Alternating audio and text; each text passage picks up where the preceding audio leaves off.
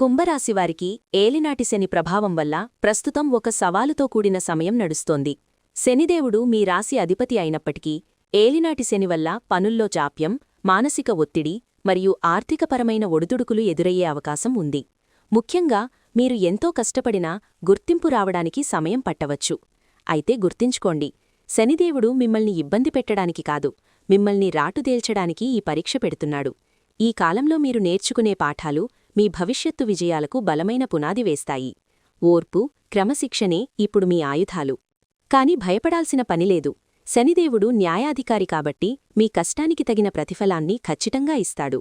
ఈ గండం నుండి బయటపడటానికి మరియు శని ప్రభావం తగ్గించుకోవడానికి ప్రతి శనివారం హనుమాన్ చాలీసా పఠించడం లేదా పేదలకు అన్నదానం చేయడం వంటివి అద్భుతంగా పనిచేస్తాయి.